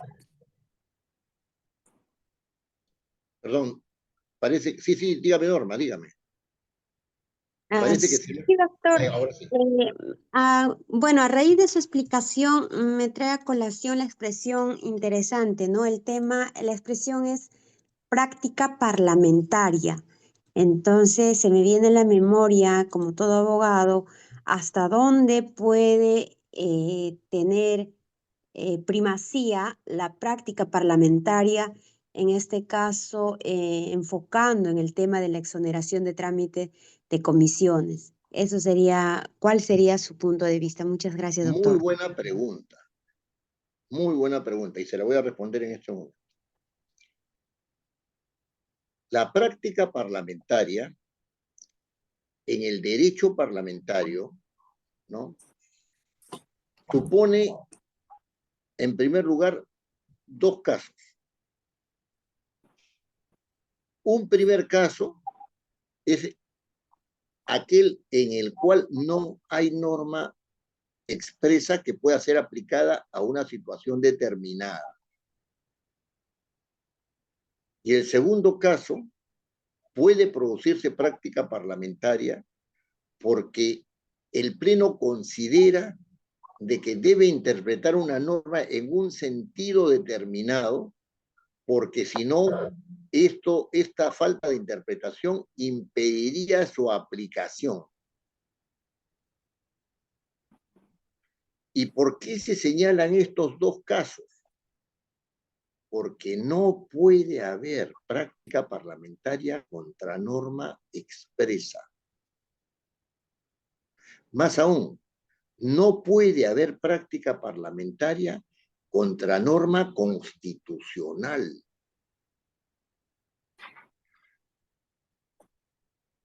No es cierto que la Junta de Portavoces ha producido práctica parlamentaria, ¿no es cierto?, al exonerar del trámite de comisiones y de trámite de dictamen a numerosos proyectos de ley, y que esa es una práctica parlamentaria. No es cierto. Y no es cierto porque la actuación de la Junta de Portavoces es una actuación que contradice una norma expresa. Está en el artículo 105 de la Constitución, que dice que no puede exceptuarse del trámite de dictamen, ¿no es cierto?, sino por una causal prevista en el reglamento del Congreso. No habiendo esa causal, cualquier excepción es contradictoria de una disposición constitucional y no puede ser origen de precedente y por lo tanto tampoco de práctica parlamentaria que se genera porque un precedente se ha utilizado reiteradamente en el mismo sentido y no se ha contradicho.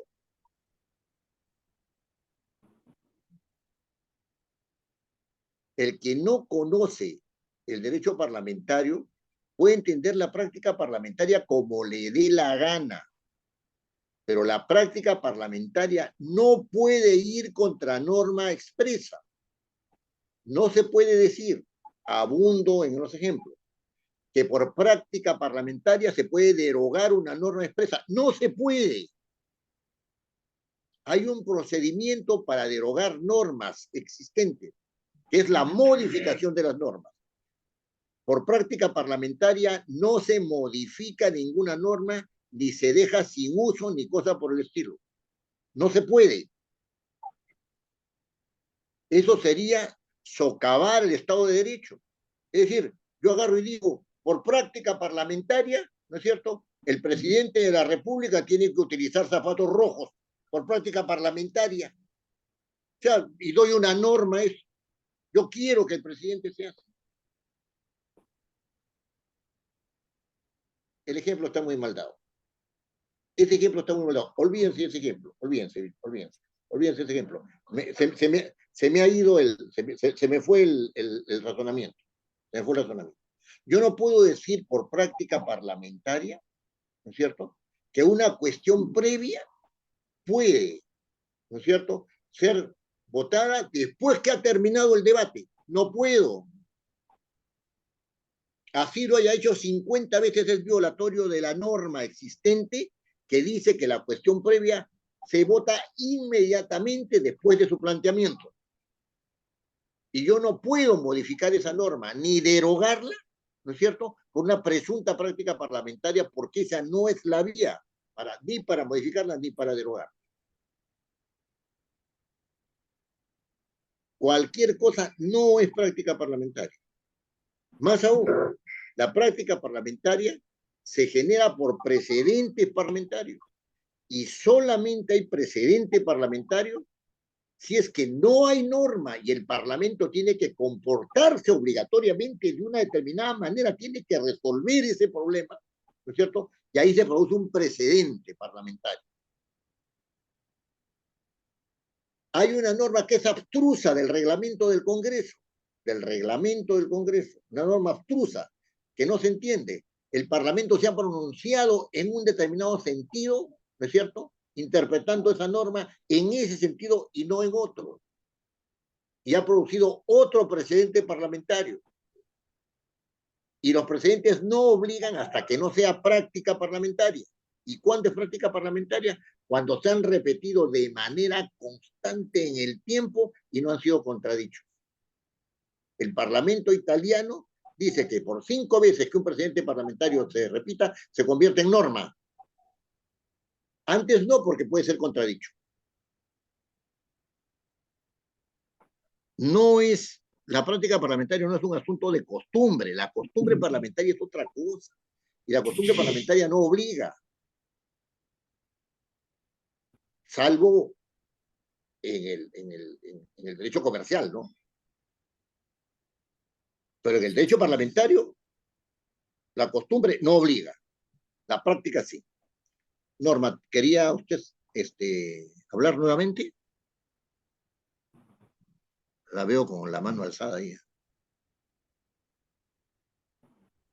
A ver, mientras Norma se autorregula, don José Francisco, dígame usted.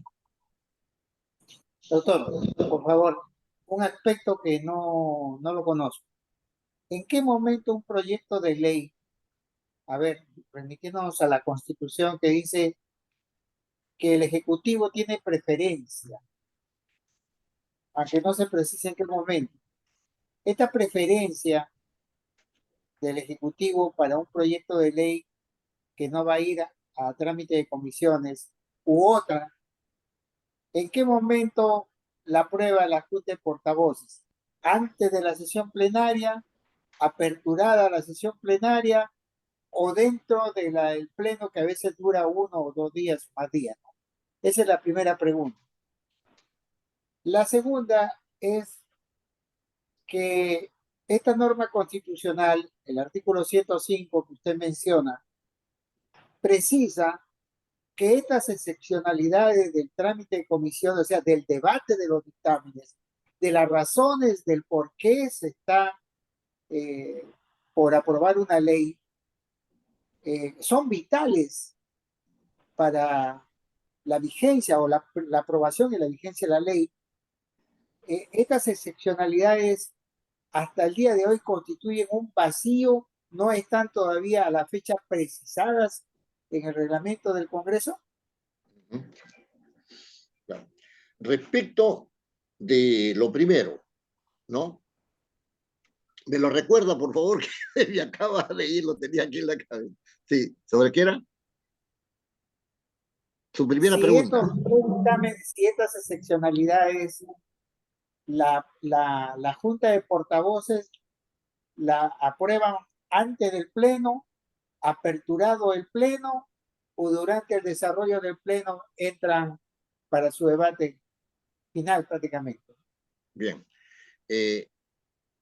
Usted me ha hecho una primera pregunta sobre el trámite de preferencia, ¿no es cierto? El trámite de preferencia.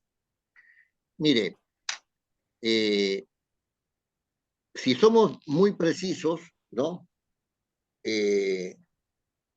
Cuando se habla de la iniciativa del Poder Ejecutivo en la Constitución, se habla del trámite de urgencia, no de preferencia, de urgencia, ¿no?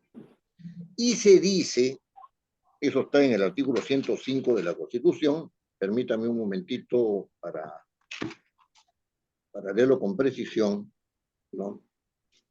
105. Sí. Acá está. 105 dice. Tienen preferencia los proyectos enviados por el Poder Ejecutivo con carácter de urgencia, ¿no es cierto? Con carácter de urgencia. Así dice el 105, ¿no? Es al final del primer párrafo, ¿no? Entonces, esa preferencia está dada por la urgencia. Y entonces en el reglamento del Congreso se dice que el Poder Ejecutivo, ¿no es cierto?, para que esa preferencia se realice, ¿no es cierto?, se tenga en cuenta, tiene que indicar, ¿no es cierto?, que se trate este asunto con carácter de urgente en el oficio. Se envía con la iniciativa legislativa correspondiente. Claro, aquí hay una cosa muy interesante. Dice, tienen preferencia cuando invocan la urgencia. Pero la preferencia no significa que puedan ser exceptuados del trámite de comisiones, sino que su trámite sea expeditivo. ¿Quién lo determina eso? ¿Quién determina que sea expeditivo? ¿No es cierto? Eso lo determina, en primer lugar, la primera vicepresidencia. Cuando se van los decretos, cuando se va a ver a qué comisión va a pasar, ¿no es cierto? Dice, no, ha pedido el presidente de la República o la presidenta de la República que esto tenga preferencia por razón de urgencia. Acá está en el oficio. ¿Ya? Esto va a pasar directamente, ¿no es cierto?, a sesión. Y entonces pasa inmediatamente al Consejo Directivo según el actual procedimiento. Pasa al Consejo Directivo y el Consejo Directivo lo pone en la agenda de la sesión. Inmediatamente. Pero el Parlamento puede decir qué urgente tiene esto. ¿Qué urgente tiene esto? ¿Cuál es su urgencia? Y si encuentra que no hay urgencia, lo trata normalmente. Dice, apúrenlo un poco nada más, apúrenlo un poco, que pase rápido a comisiones, que comisiones se evacúe, hay que pedir que evacúe rápidamente, que llegue al pleno y lo vemos en la siguiente sesión. Ahora, es muy interesante su pregunta, porque usted me dice, ¿esto se puede hacer también durante la sesión? Sí, se puede también hacer durante la sesión. Vamos a suponer que llega algo urgente, ¿no es cierto?, durante la sesión. La modificación de la agenda le corresponde a la Junta de Portavoces. Y la Junta de Portavoces se reúne rápidamente y dice que se introduzca esto inmediatamente porque es urgente.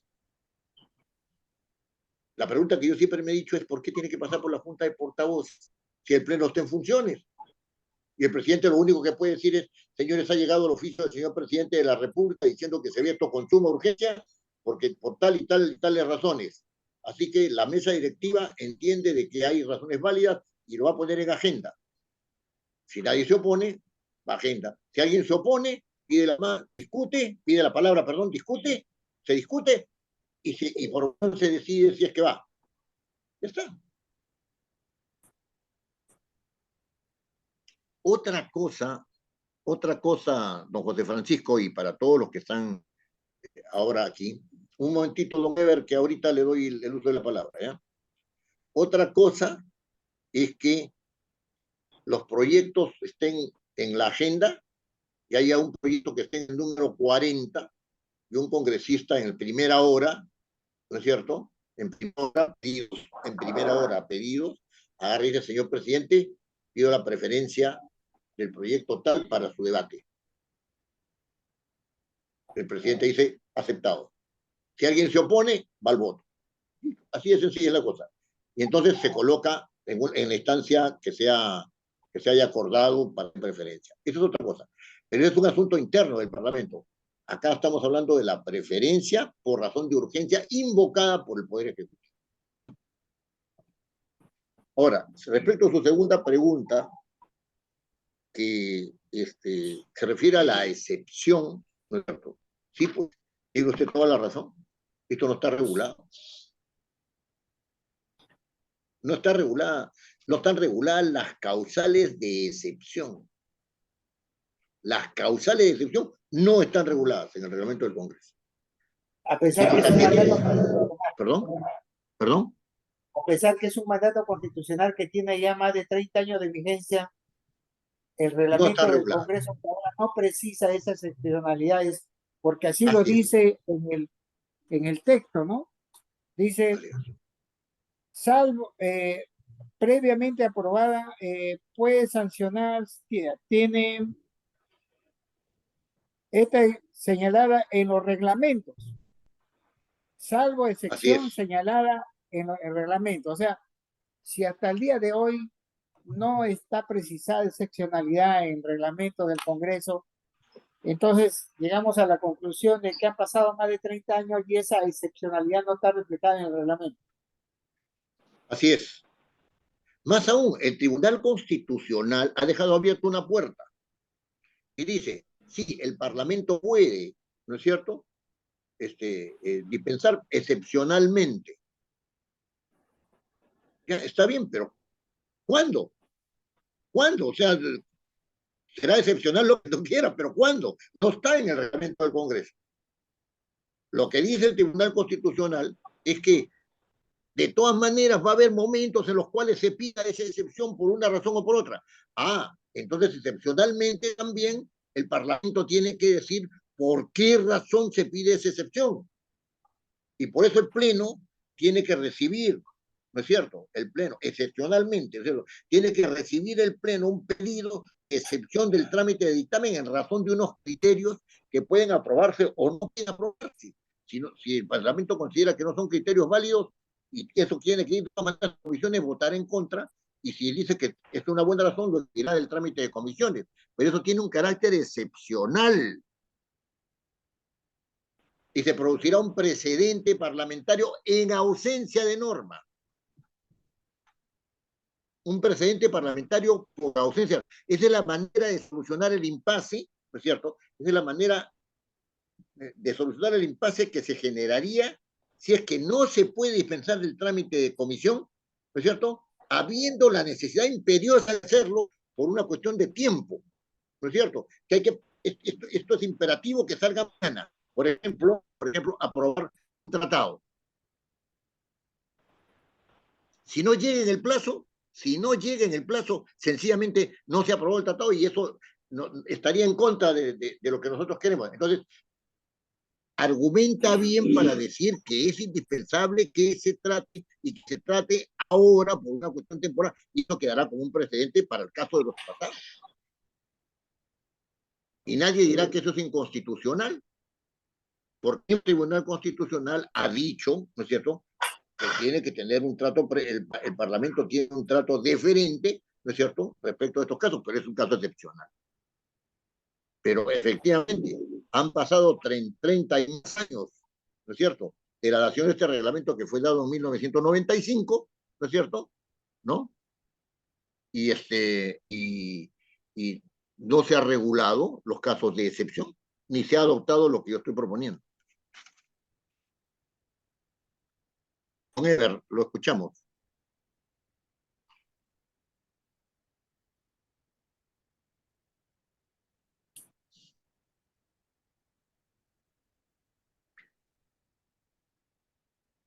¿Ya se fue don Ever? Sí, Ever Tornero, sí.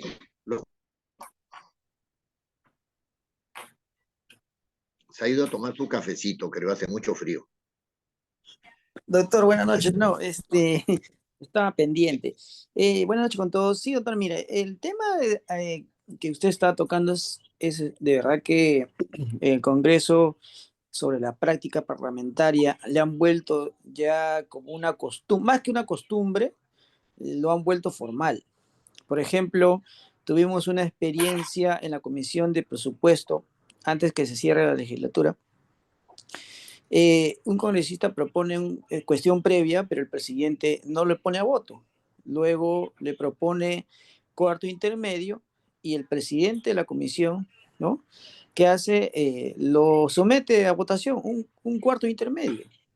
Entonces, bueno, lo rebaten, le dicen pues que no debería votarse el cuarto intermedio, ¿no? Solo la cuestión previa. Pero dice, por práctica parlamentaria se tiene que votar la cuestión previa. Entonces, en todo esto, doctor, es cierto lo que usted manifiesta, que se han acostumbrado, creo yo, o mal acostumbrado en la famosa práctica parlamentaria, porque todo lo ven práctica parlamentaria. Entonces, con eso se han exonerado dictámenes de comisiones, incluso en el Pleno. Incluso hace un texto sustitutorio del texto sustitutorio. Entonces, yo creo, o sea, me llama la atención bastante como parlamentarios, ¿no? O nosotros como trabajadores debemos nosotros de prevalecer que en realidad se debe respetar pues, ¿no?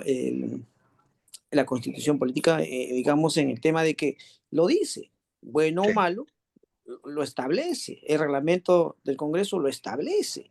así es. Entonces, no sé de dónde sale, de quién fue la costumbre de prevalecer la práctica parlamentaria, que eso ni existe, pero con el voto mayoritario de los congresistas, ¿no? Lo hacen valer. Sí, Entonces, eso sí, solo como una experiencia que he visto en una comisión, ¿no? Que sea, claro, o sea, todo claro. es posible, en el Congreso todo es posible, o sea, nada es imposible, o sea, lo imposible lo vuelven posible. Entonces, eso, doctor, pues sería Sí, también de repente que ya estamos analizando, ¿no? Gracias, claro. doctor. Sí. No, no, al contrario, le agradezco mucho su comentario. Y es verdad, hay un abuso de este concepto de práctica parlamentaria. Miren, yo les voy a dar un caso que es un caso medular. Es un caso medular en el sentido de que podría haber cambiado. Sale elegido el señor Castillo, presidente de la República. Su grupo parlamentario era la primera fuerza.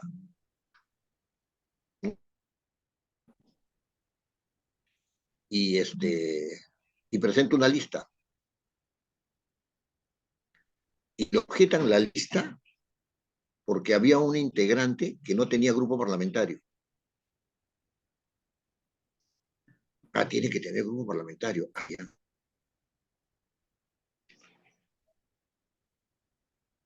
Una señora del grupo del Partido Morado, no me acuerdo su nombre ahora, le dicen que no tiene grupo parlamentario y que por lo tanto el grupo que están proponiendo tampoco puede postular. Pregunta, ¿de dónde han sacado eso? ¿De dónde han sacado eso? Si se trataba de la primera junta directiva, el Congreso no se había instalado y por lo tanto no podían haber grupos parlamentarios. ¿Por qué exigieron de que hubiera grupo parlamentario? ¿De dónde sale la obligación de que un congresista para integrar la primera lista tenga que tener grupo parlamentario? ¿Por qué? Lo podía postular en cualquier grupo parlamentario. Los grupos parlamentarios no estaban constituidos.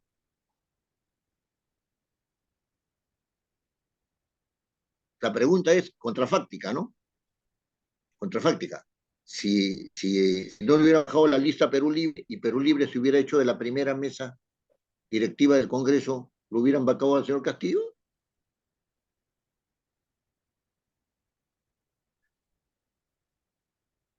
Pregunto, ¿no? Una pregunta. ¿Y de dónde salió de que si no tienes grupo parlamentario, vuelvo a reiterar, no puedes postular a la mesa directiva del Congreso? ¿De dónde salió eso? ¿Dónde está? Cuando se va a formar el Parlamento, si el Parlamento no está formado, no pueden haber grupos parlamentarios.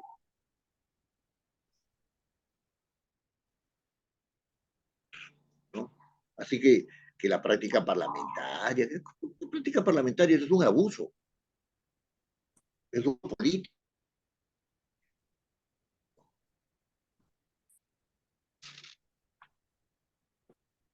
Muy bien.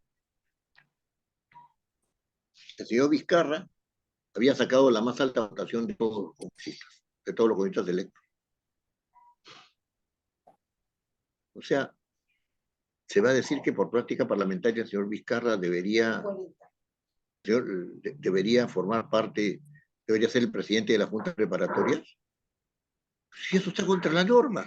La norma dice que es el más votado del grupo parlamentario más votado. Eso dice la norma, no el que saca la mayor votación que todos los congresistas.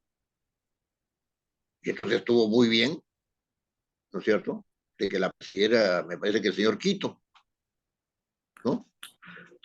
Entonces, si se hubiera hecho, no, pues qué lógico, ha sacado la mayor votación. No, tú no puedes perforar la norma. Cámbiala si quieres, pero no la perfores. Es un acto peligrosísimo.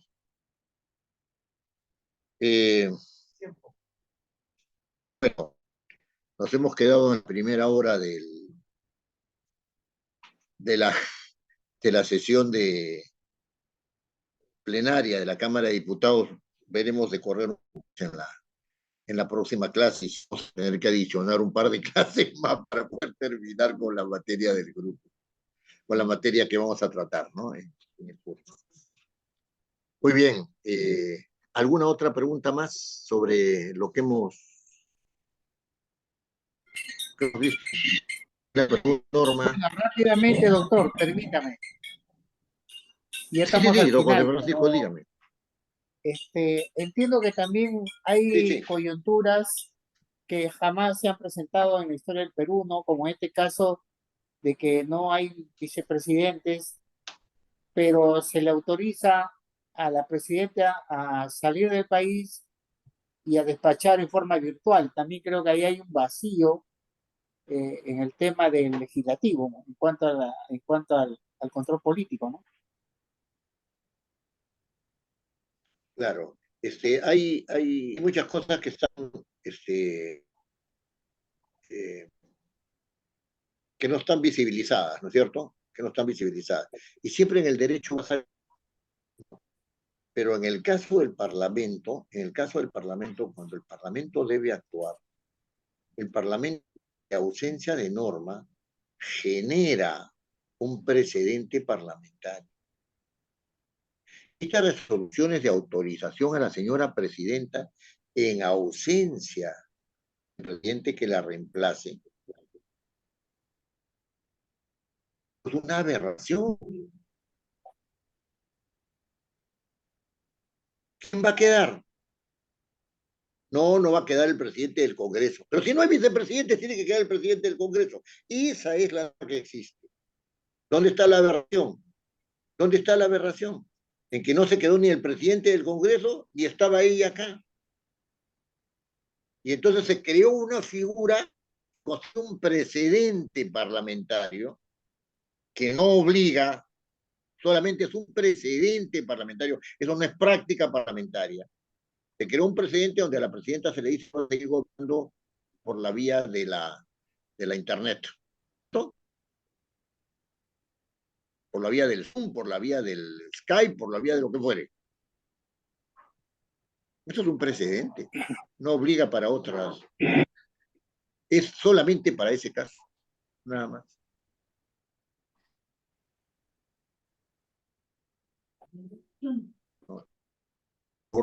¿No es cierto?, de una norma que sea racional a ese respecto.